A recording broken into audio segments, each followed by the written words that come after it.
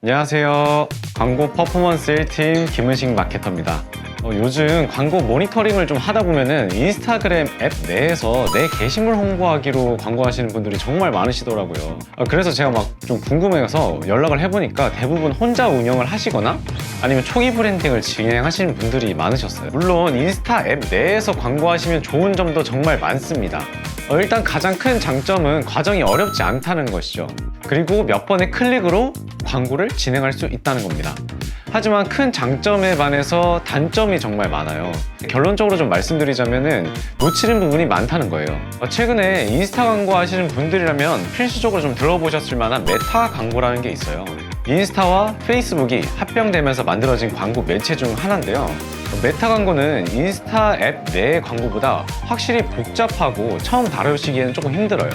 하지만 같은 비용으로 운영했을 때 더 좋은 결과와 데이터를 얻을 수가 있습니다. 그래서 같은 예산으로 사용한다면 안 쓸 이유가 없잖아요. 그래서 오늘은 메타 광고와 인스타 앱 광고를 비교해서 설명을 좀 드려보려고 합니다.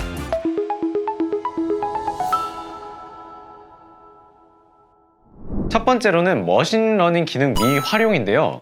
먼저 머신러닝에 대해서 말씀을 좀 드려볼게요. 머신러닝이라는 단어를 많이 들어보셨을 텐데 머신러닝이 최적화가 된다면 해당 데이터를 통해서 어느 지면에 어느 소재가 가장 효율적인지 알 수 있기 때문에 이후에 방향성을 잡는 데 매우 효율적이겠죠? 반면에 앱 광고는 이런 머신러닝 기능을 못 다룬다는 점이 단점입니다. 머신러닝이 진행이 계속적으로 되어줘야지 내 광고에 클릭할 사람에게 광고를 내보내는 작업을 하게 되는데 앱 광고는 그냥 계속 길거리에서 무작위로 전단지만 이렇게 뿌린다는 거예요. 예를 들어서 운동 전단지를 저희가 가지고 있다고 생각을 해볼게요. 그러면 이 머신러닝을 이용한다면 번화가 쪽에서 헬스장과 운동학원이 많은 주변에 외형적으로 몸이 탄탄하고 관리가 엄청 잘 된 사람들 혹은 운동복을 입은 사람들에게만 전단지를 나누어 준다고 생각하시면 됩니다. 아무래도 지하철에서 나오는 모두에게 이렇게 하나씩 그냥 무작위로 전달하는 것보다 이제 비용 면에서도 효율적인 면에서도 더욱 좋은 결과를 가져올 수 있겠죠. 다음으로는 목표 설정에 대한 제한이 많다는 겁니다.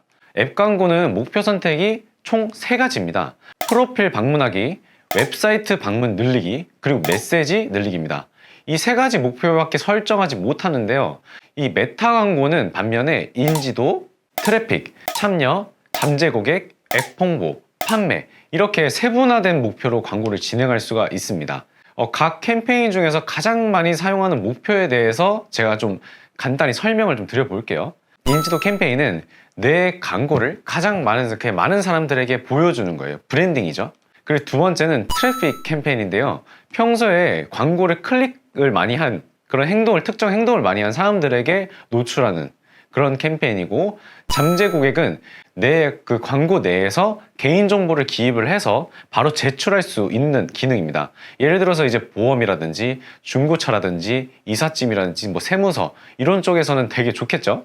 그리고 다음은 판매 캠페인인데요. 판매 캠페인은 SNS 광고상으로 이제 구매를 많이 하셨던 분, SNS 광고를 봤는데 이거 사고 싶어 라는 행동을 많이 하신 분들을 위주로 광고를 내보내는 그런 방법입니다. 아무래도 판매 혹은 문의를 받고 싶으신 분들이 많으실 텐데 방문이나 메시지라는 제한된 목표로 진행한다면 해당 목표와 맞지 않는 결과가 도출될 수도 있기 때문에 효율이 많이 떨어지겠죠. 세 번째로 이제 다음은 노출 지면인데요.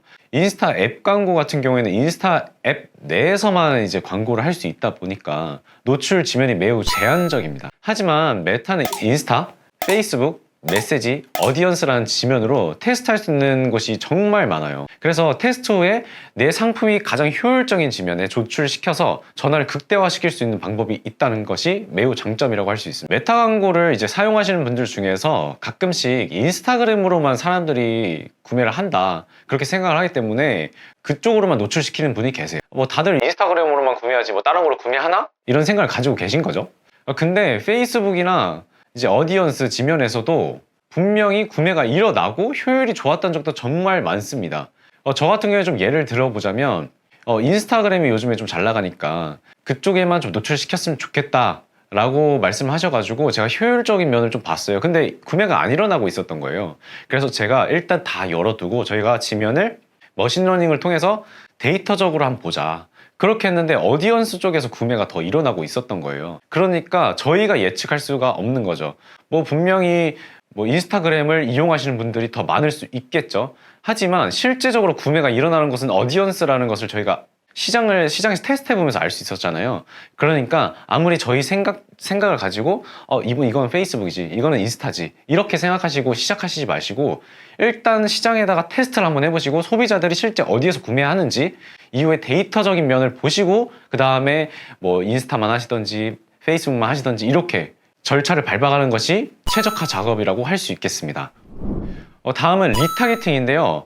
저는 이렇게 DA 배너 광고, 그러니까 이 페이스북의 메타 이쪽이 DA 배너 광고인데요. DA 배너 광고를 하는 이유 중 하나가 리타게팅이라고 좀 생각을 해요.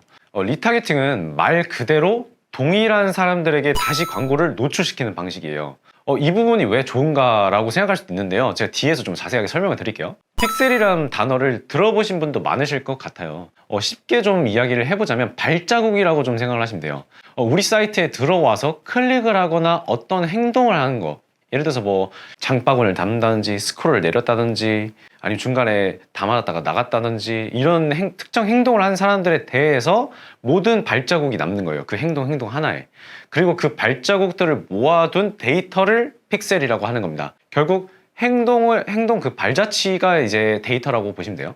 우리는 해당 사이트에 픽셀이라는 걸 좀 심어두면은 앞서 말씀드렸듯이 사람들이 들어와서 발자취를 남겼잖아요. 발자취들을 활용할 수가 있어요. 그래서 중간에 나갔던 사람이라든지 장바구니에 담아놨던 사람들의 데이터도 있기 때문에 저희는 그 사람들을 대상으로만 광고를 하게 되는데 그때는 이전에 사용했던 똑같은 광고 소재가 아니라 좀 더 끌려할 만한, 그러니까 이탈을 했으면 뭔가 부족하고 뭔가 고민되니까 나갔을 거 아니에요. 그 부분을 채워줄 수 있을 만한 1+1이라든지 할인을 추가한 광고를 만들어서 내보내는 겁니다.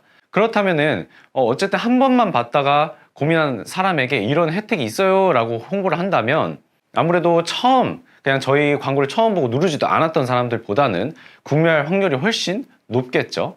이렇게 이야기가 길었지만은 인스타그램 앱 내에서 광고하신 분들은 앞서 말씀드린 픽셀이라는 걸 심지 못하기 때문에 발자국을 활용하지 못하고 계속 새로운 사람들에게 광고를 해야 되고 찾아 나서야 되는 거예요. 그럼 같은 돈을 사용하더라도 광고 효율은 매우 떨어지고 구매율도 분명히 떨어지겠죠.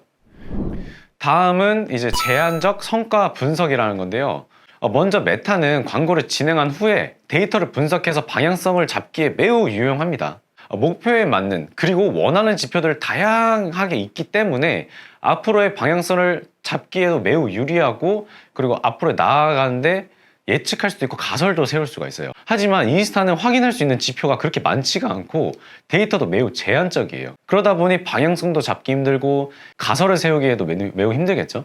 그러면 메타를 사용하실 건데 어떻게 데이터를 봐야 되는지 그 지표에 대해서 뭐 꿀팁이 있는지 매우 궁금하실 거 아니에요. 그러니까 이 부분에 대해서는 제가 오늘 다루지 않았는데 왜냐하면 각 업종마다 필수적으로 봐야 되는 지표와 분석하는 팁들이 다 달라요. 그래서 이 부분은 아주 개인적인 부분이고 오늘 공통적인 부분을 다루기 때문에 만약에 좀 개인적으로 받고 싶으시다, 개인적으로 팁을 얻고 싶으시다 하시면 아래 댓글에 남겨주시거나 아니면 연락을 주시면 제가 개인적으로 어울리는 거 그리고 지표를 보시는데 좀 유용한 팁 그리고 방향성에 대해서 좀 알려드리도록 하겠습니다.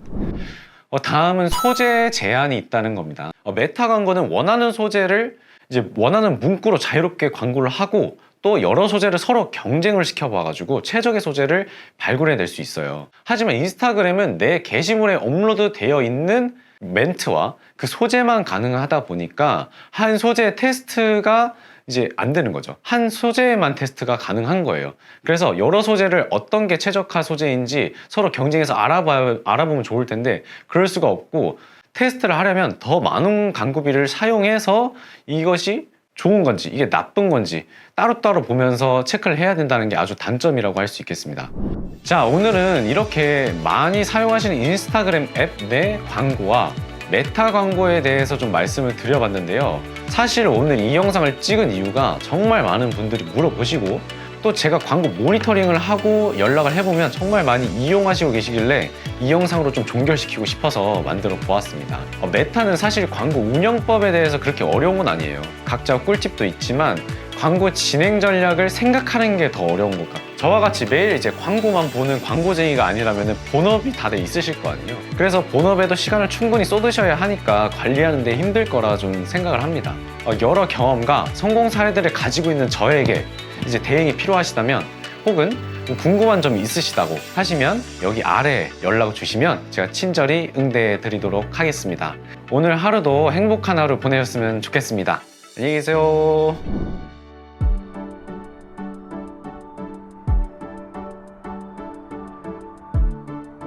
구독과 좋아요는 컨텐츠 제작에 힘이 됩니다.